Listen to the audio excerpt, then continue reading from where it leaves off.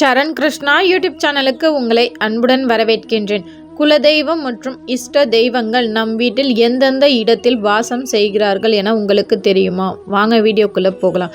நம்ம சேனலில் உள்ள வீடியோவை ஃபஸ்ட் டைம் நீங்கள் பார்க்குறீங்க அப்படின்னா மறக்காமல் நம்ம சேனலை சப்ஸ்கிரைப் பண்ணி வச்சுக்கோங்க.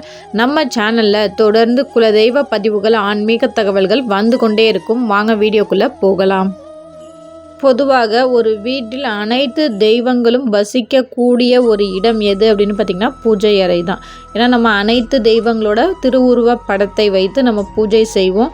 அப்படி பூஜை செய்யும்போது அந்த படங்களில் உங்கள் பூஜை அறையில் தெய்வ சக்தி, உங்கள் இஷ்ட தெய்வம், குலதெய்வம் வந்து வாசம் செய்து நம்ம வீட்டுக்கு தேவையானவற்றை நமக்கு அருள் புரிவாங்க.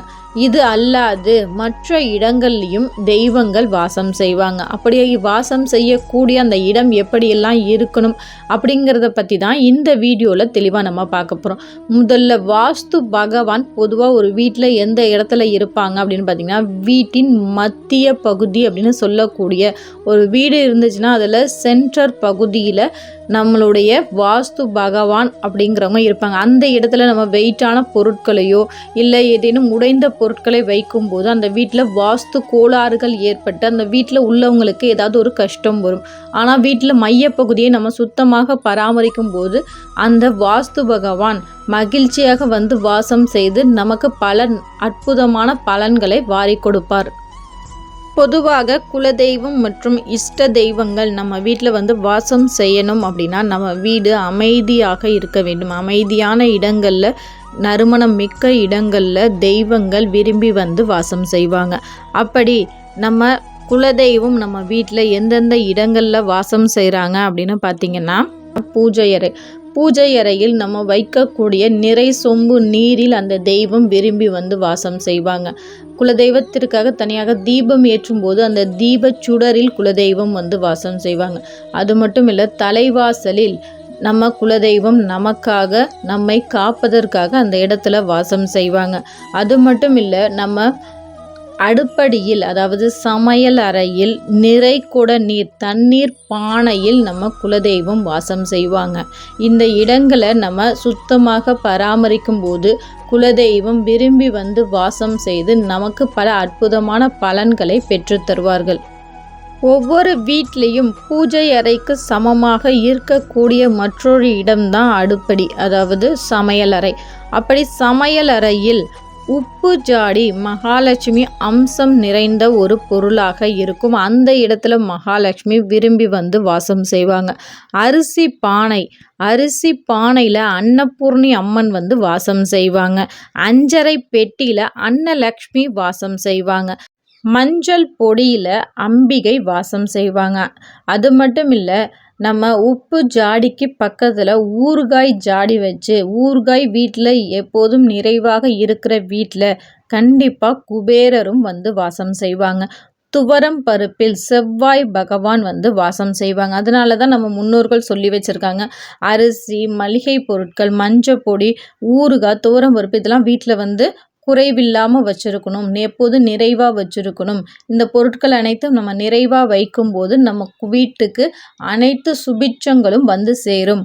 அது மட்டும் இல்லை, நம்ம வீட்டில் வைக்கக்கூடிய கண்ணாடியில் நம்ம முன்னோர்கள் வந்து வாசம் செய்வாங்க அப்படிங்கிற ஒரு நம்பிக்கை இருக்குது. அதனால தான் அமாவாசை மற்றும் தீபாவளி நாட்களில் கண்ணாடி வைத்து வழிபாடு செய்கிற ஒரு பழக்கமும் இருக்கின்றது. மேலும் கண்ணாடி மகாலட்சுமியின் அம்சமாகவும் கருதப்படுகின்றது. அடுத்து மகாலட்சுமி தாயார் இன்னொரு முக்கியமான பொருட்களையும் வாசம் செய்கிறாங்க. அது என்ன பொருள் அப்படின்னு பார்த்திங்கன்னா, துடைப்பம். என்னங்க துடைப்பத்திலாமா மகாலட்சுமி வாசம் செய்வாங்க அப்படின்னு கேட்டிங்கன்னா, வீட்டை சுத்தம் செய்யக்கூடிய துடைப்பத்தில் மகாலட்சுமி தாயார் வாசம் செய்வாங்க. அதனால தான் ஒருத்தவங்களுக்கு துடைப்பத்தை தானமாக கொடுக்கக்கூடாது, அடுத்து கடனாகவும் துடைப்பத்தை கொடுக்கக்கூடாது, 6 மணிக்கு மேலே துடைப்பத்தை நம்ம வீட்டிலேருந்து வெளில கொடுக்கக்கூடாது அப்படின்னு சொல்லுவாங்க. அப்படி துடைப்பத்தை வைப்பதற்கு ஒரு சில திசைகள் இருக்குது. அது வந்து வாஸ்து குறிப்புகளில் நமக்காக நம்ம முன்னோர்கள் வழிவகுத்து கொடுத்துருக்காங்க. அது என்ன திசை அப்படின்னு பார்த்திங்கன்னா, துடைப்பத்தை வடக்கு மற்றும் மேற்கு பகுதிகளில் தாராளமாக வைக்கலாம். ஆனால் வடகிழக்கில் ஒருபோதும் துடைப்பத்தை வைக்கக்கூடாது. அது மகாலட்சுமிக்கு அந்த அளவுக்கு உகந்ததான திசைகள் கிடையாது. இப்போ தெய்வங்கள் வாசம் செய்யக்கூடிய அனைத்து இடங்களையும் நம்ம பார்த்துட்டோம்.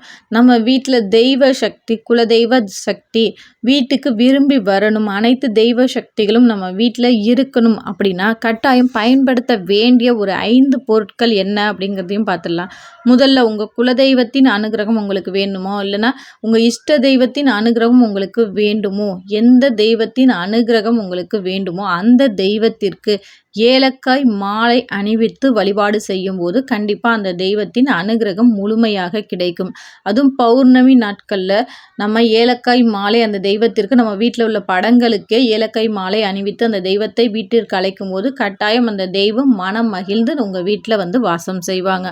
அடுத்தது பச்சை கற்பூரம். பச்சை கற்பூரத்தை நம்ம பூஜை அறையில் எப்போதும் 2 துண்டுகள் பச்சை கற்பூரம் வைத்து அந்த தெய்வங்களை வழிபாடு செய்யும் போது அந்த வாசனை வந்து நம்ம கோவிலில் இருப்பது போல் அந்த வாசனை வரும். தெய்வங்களும் நம்ம பூஜை அறையில் விரும்பி வந்து வாசம் செய்வாங்க. அடுத்து கிராம்பு. இப்போ உங்களுக்கு எந்த தெய்வத்தின் அனுகிரகம் தேவையோ, இப்போ எனக்கு குலதெய்வத்தின் அனுகிரகம் தான் தேவை அப்படின்னா உங்கள் குலதெய்வ வழிபாடு எந்த கிழமை உங்கள் குலதெய்வ கோவிலில் பார்த்திங்கன்னா ஒரு சில பெண் தெய்வங்கள் குலதெய்வமாக இருக்கும், அவங்களுக்கு வெள்ளிக்கிழமை உகந்த நாளாக இருக்கும். ஒரு சிலருக்கு ஆண் தெய்வம் குலதெய்வமாக இருக்கும், அவங்களுக்கு வந்து பார்த்திங்கன்னா சிவன் ராத்திரி இதெல்லாம் விசேஷமாக இருக்கும். ஒரு சில தெய்வங்களுக்கு திங்கக்கிழமை விசேஷமாக இருக்கும். இப்படி உங்கள் குலதெய்வத்திற்கு எந்த நாள் விசேஷமான நாட்களோ அந்த நாட்களில் நம்ம கிராம்பு தீபம் ஏற்ற வேண்டும். அதுவும் கிராம்பை ஒற்றைப்படையில் எடுத்து ஒரு மண் அகல் விளக்குல கிராம்பு ஒற்றைப்படையில் போட்டு பஞ்சு திரி போட்டு சுத்தமான நெய் ஊற்றி குலதெய்வத்தை வேண்டி நம்ம தீபம் ஏற்றலாம். இல்லைங்க என்னோட இஷ்ட தெய்வம் எனக்கு அனுகிரகம் வேணும் அப்படின்னா இப்போ முருகன்னா செவ்வாய்க்கிழமை இதே போல் நீங்கள் செய்யலாம். அதே போல் வீட்டில் துளசி மாடம் வச்சுருக்கீங்க, இல்லை துளசி நீங்கள் வழிபாட்டுக்கு பயன்படுத்துகிறீங்க அப்படின்னாலும் உங்களுக்கு மகாலட்சுமி மற்றும் பெருமாளின் அனுகிரகம் கட்டாயம் கிடைக்கும். அடுத்ததாக ஜவ்வாது வீட்டில் அடிக்கடி பயன்படுத்தும் போதும் தெய்வங்கள் மனம் மகிழ்ந்து உங்கள் வீட்டில் வந்து வாசம் செய்வாங்க.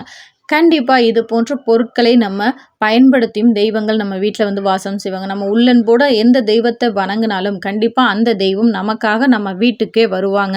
அதற்கான அறிகுறிகள் பல விஷயங்கள் உங்கள் கண்ணு முன்னாடியே தெரியும். தெய்வங்கள் வர்றது ஒன்றுமே நம்ம சாதாரணமாக இருக்கிறதுக்கும் தெய்வங்கள் நம்ம வீட்டுக்குள்ளே வர்றதுக்கும் பல நிகழ்வுகள் நமக்கே வித்தியாசம் காட்டும். தெய்வங்கள் உங்கள் இஷ்ட தெய்வமாக இருக்கட்டும், குலதெய்வமாக இருக்கட்டும், எந்த தெய்வம் வந்தாலுமே அன்றைய நாள் உங்களுக்கு ரொம்பவே அதீத மகிழ்ச்சியாக நீங்கள் மட்டும் இல்லை உங்கள் வீட்டில் உள்ளவங்க எல்லாருமே ரொம்ப அதிக சந்தோஷத்தோடு இருப்பதை உணர முடியும். ஒரு சிலர் சொல்லுவாங்க, நம்ம பூஜை பண்ணேன் எனக்கு ரொம்ப திருப்தியாக இருந்தது, ரொம்பவே சந்தோஷமாக இருந்தது, அந்த பூஜையில் அவங்களோட தெய்வம் வந்து வாசம் செஞ்சுருக்காங்க. உங்களுக்கு பிடிச்ச தெய்வம் எது என்பதை மறக்காமல் எங்களோட கமெண்ட் செக்ஷனில் ஷேர் பண்ணிக்கோங்க. இந்த வீடியோ உங்களுக்கு பயனுள்ளதாக இருக்கும் என்ற நம்பிக்கையில் மற்றொரு வீடியோவில் சந்திக்கிறேன். இது போன்ற பயனுள்ள பதிவுகளுக்கு மறக்காமல் நம்ம சேனலை லைக் பண்ணுங்கள், ஷேர் பண்ணுங்கள், மறக்காமல் சப்ஸ்கிரைப் பண்ணுங்கள். இது உங்கள் சரண் கிருஷ்ணா யூடியூப் சேனல். நன்றி, வணக்கம்.